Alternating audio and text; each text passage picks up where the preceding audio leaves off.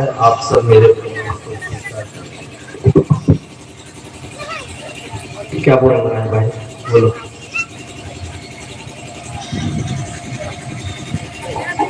साहब एक बात जो हम लोग के बीच समझा दीजिए। साहब अक्सर कहा करते थे, सिर उतार भूमि धरो, तापर राखो काम, ऐसा यदि कर सको तो आओ, नहीं तो जाओ अपने काम।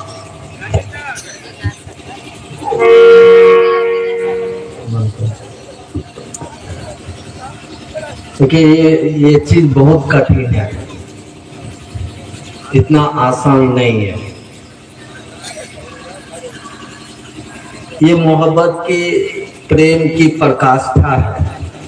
जो लाइन भाई ने बोला है, ये प्रेम की प्रकाष्ठा पर जब चला जाएगा, चरम पर चला जाएगा, तभी संभव है, ऐसे संभव नहीं। कबीर भी आज से 400 वर्ष पहले कबीर भी इस तरह की लाइन को बोले थे, शीश दिए जो गुरु मिले तो भी सस्ता जाओ।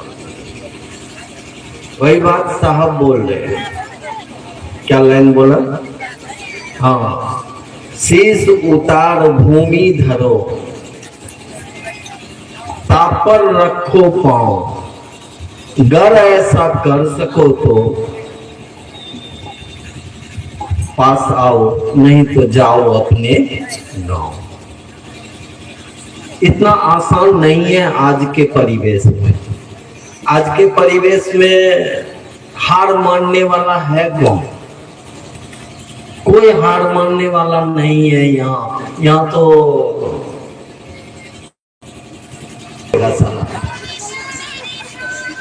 लेकिन ये कि सुंदर तो तुम हो, सुंदरम नहीं हो।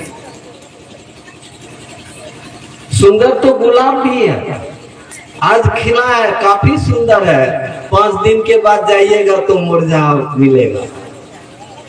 वो सुंदर है, लेकिन उसकी सुंदरता हमेशा बरकरार नहीं है। शिव के बारे में क्या कहा गया, महादेव के बारे में क्या कहा गया है, कभी सोचिए। उनके बारे में मानस, रामचरित मानस की जो रचना हुई थी, उसको साक्षी मानने के लिए काशी विश्वनाथ के मंदिर में रखा गया था उस ग्रंथ को, और उस पर महादेव ने मुहर लगाया था। तब उस पर लिखाया था सत्यम शिवम सुंदरम। सत्य नहीं लिखा, सुंदर नहीं लिखा, शिव नहीं लिखा, क्या लिखा? सत्यम। सत्यम का मतलब ही होता है कि वो सत्य के सिवा कुछ नहीं है, उसमें परिवर्तन नहीं होता है। सत्यम मतलब ही है कि उसमें कोई परिवर्तन नहीं होगा, बदलाव नहीं होगा। सत्य में बदलाव होगा। क्या बदलाव होगा?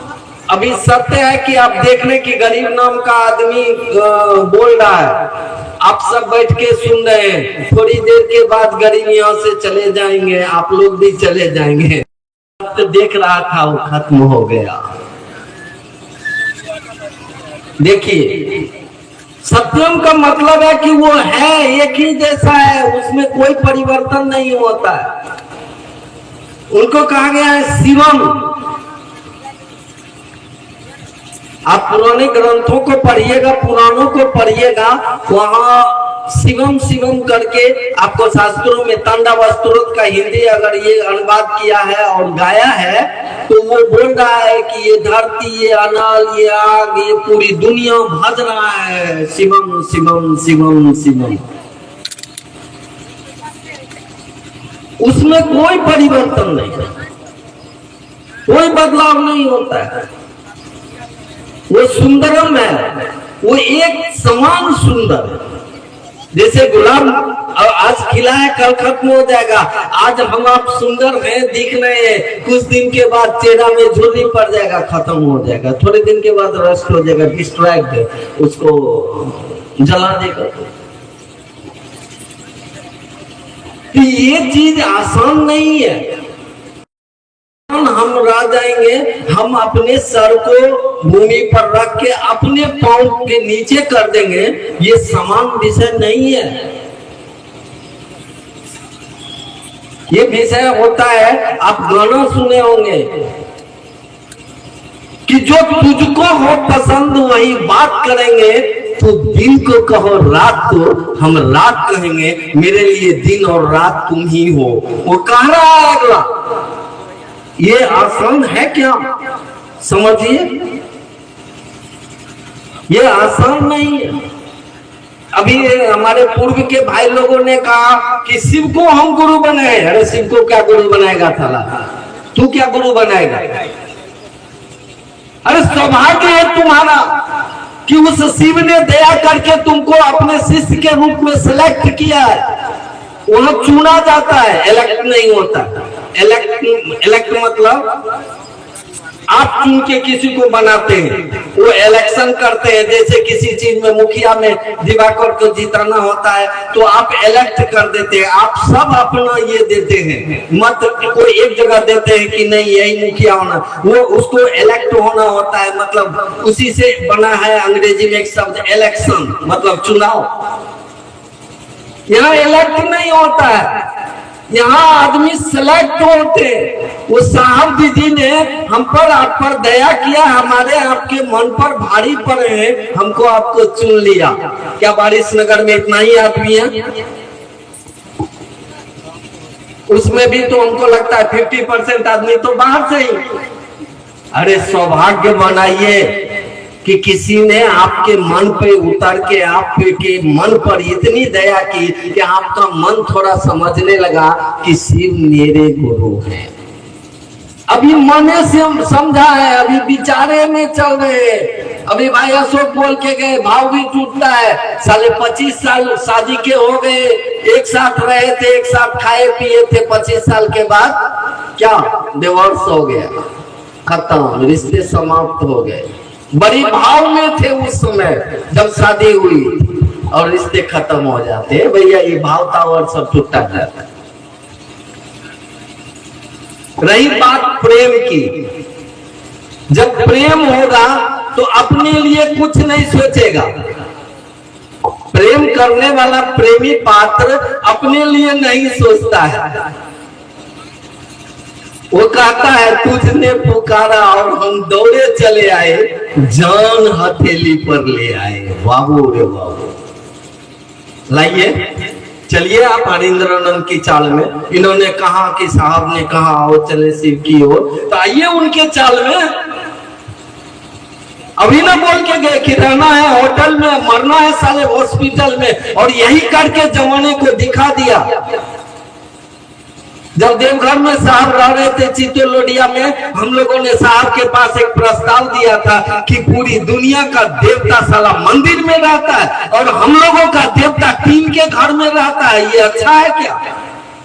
कहा देखो ये भी घर है ना, बहुत है यार, क्या ये यहाँ अपना घर बनाना है? कौन साला आया है रहने के लिए? कौन रहेगा?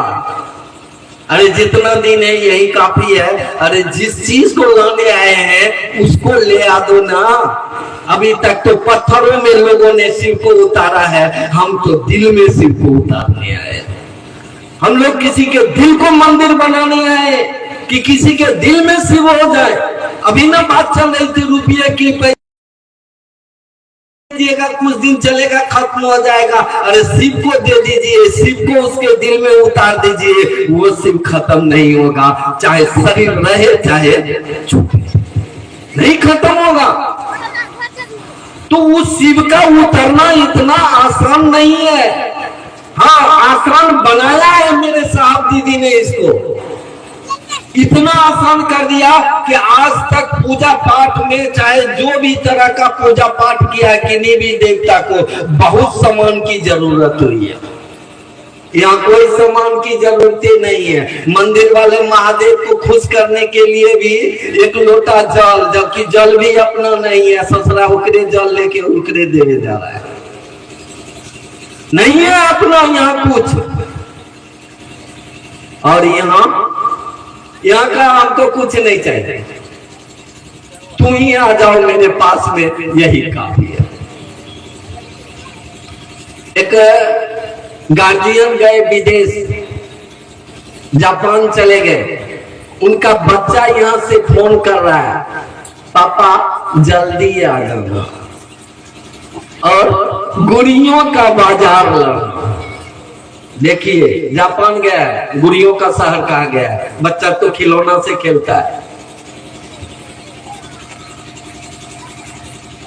फिर थोड़ी देर के बाद बच्चा के दिमाग में क्या बात आती है, पापा गुड़िया लाना चाहे नहीं लाना, तुम सुरक्षित आ जाना,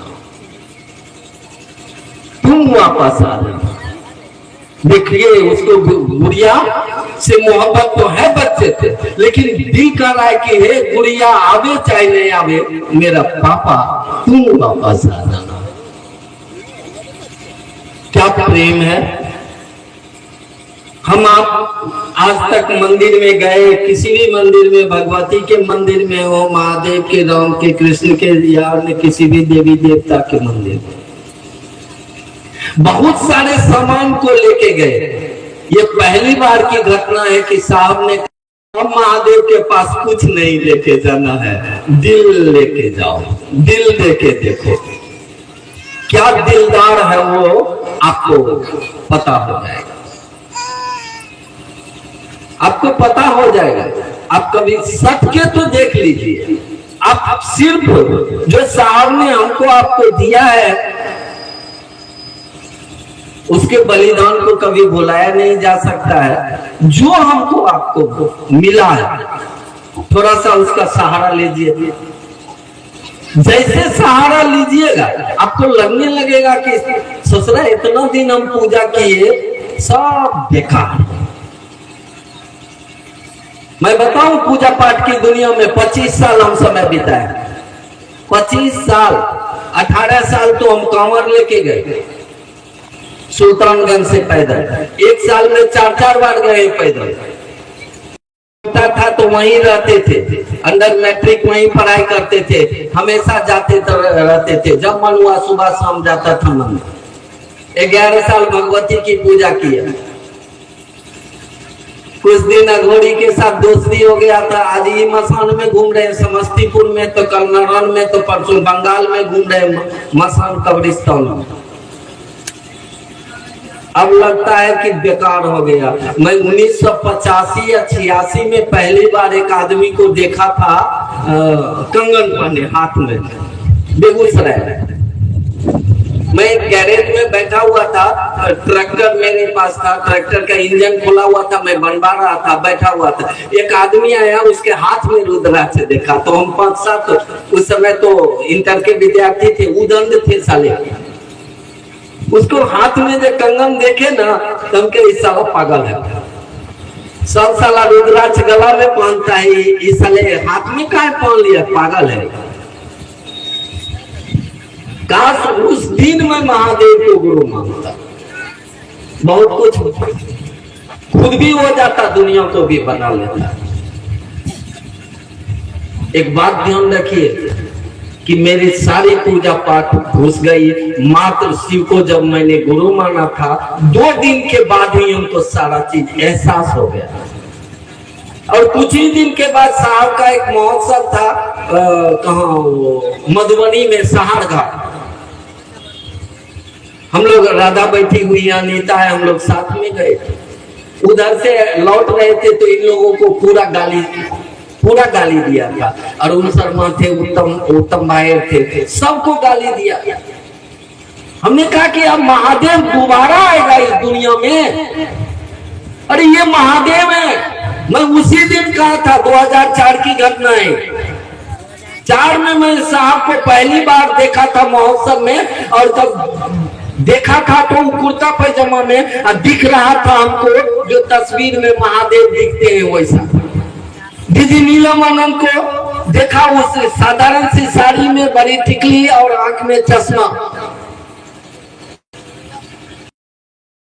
के वेश में। हमने कहा यार अब क्या देख रहा है, तुम लोग इतना दिन से सिर्फ चर्चा कर रहे हो, हम तो कल महादेव को गुरु माने हैं, अब का दूसरा महादेव आएगा इस दुनिया। इस बात का ध्यान रखिए। और आदमी है, जहां तक बात रही गुरु की, तो बिना गुरु का तो यहाँ कुछ होता ही नहीं। अभी तक हम लोग कुछ भी किए हैं तो गुरु का ही सहारा लिए हैं। एक बात ध्यान रख लीजिए, आप जितना भी पूजा पाठ का विधान आपने जो लाया है इस दुनिया में, परंपरागत जो चली आ रही है, इसके पीछे भी गुरु है। चाहे वो जैसा भी गुरु हो, चाहे वो आपके माँ बाप हो, चाहे आपके साधु हो, आपके परिजन हो, वहां भी गुरु ही काम किया है। नहीं, बिना गुरु का तो ये चीज संभव ही नहीं। अब तो कहा जा रहा है कि जो गुरु की प्रकाष्ठा है, जो पूरी दुनिया का मालिक है, वही सबसे बड़ा गुरु है। आप उसका चेला बने, आप उसका शिष्य बने। ए बाबा, अब कहाँ जाइएगा? इससे भी बड़ा कोई होता है तो ढूंढ लीजिए इस संसार में। मेरे नजर में नहीं है, मैं अपने अनुभव की बात कर रहा हूं। आइए उस महादेव को, कितना 4 या 5 साल पहले हम लोग आए थे, बारिश नगर हाई स्कूल है कहीं पर, हाई स्कूल के प्रांगण में कार्यक्रम हुआ था। वो तो अब शरीर में बेचारे नहीं है, डीलर साहब, वो क्या नाम है, अनीता के जो हस्बैंड थे, हाँ, वो तो अब शरीर में नहीं है। क्या भीड़ थी, क्या लोग थे। दुख की बात होती है कि धीरे धीरे आप लोग सो जाते हैं। कैसे ये काम चलेगा कि शीश उतारो, भूमि धरो, तापर रखो पाँव, नहीं चलेगा। चलाने के लिए साहब ने क्या कहा? आओ, मतलब मेरे साथ आओ। उनके साथ होने के लिए जो उन्होंने सहारा दिया है हमको, आपको, उसको पकड़िएगा ना भाई। उन्होंने सहारा दिया कि अपने गुरु शिव को नमः शिवाय से प्रणाम करो, अपने गुरु शिव से मनी मन दया की याचना करो। ये तो 2 काम तो अकेले में कर सकते हैं माँ। और सुन लीजिए, जैसे ये 2 काम आप अकेले में, मनी मन करना है इसलिए अकेले करना, यहाँ किसी की जरूरत नहीं। जैसे आप 2 काम को करिएगा, आपका शिव आप पर दया करेंगे ही करेंगे। आपका शिव मतलब साहब ने जो हमको आपको शिव दिया है, वही शिव, वो आप पर दया करेगा। दया जैसे ही होगा तो आप अनुभूत करना, आपके फीलिंग्स में ये बात आएगी। आप सोचिएगा कुछ, होगा कुछ, ये जान लो। अब गुरु के दया का खेला होना शुरू हो जाएगा। जो चीज हमारे आपके सोच में भी नहीं बनती है कि ऐसा हो सकता है मेरे जिंदगी में, उससे बढ़ के हो जाएगा। मैंने देखा बहुत चीज ऐसा था कि जो महादेव को ठीक नहीं लगा, उन्होंने रोक दिया, बिल्कुल रोक दिया था। जैसे मैं शराब बेचता था, महादेव ने रोक दिया।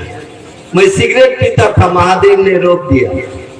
शराब का दुकान था मेरा, 10-10 दुकान था, करोड़पति थे उस समय, 2004-5 की बात मैं कर रहा हूँ। और जैसे ही महादेव ने रोका, बस सब करोड़पति खाकपति बन गए। हम कहे क्या जो सर, इसमें महादेव होता है जो करोड़ों में कारोबार था और सब तेलंगाना में चला गया, खाकपति बना दिया साला, 2 रुपया पान खाने के लिए भी नहीं। और उसके बाद जो महादेव बनाना शुरू किया बाबू, तो हम कहते हैं हमरा वो चीज से मतलब नहीं है।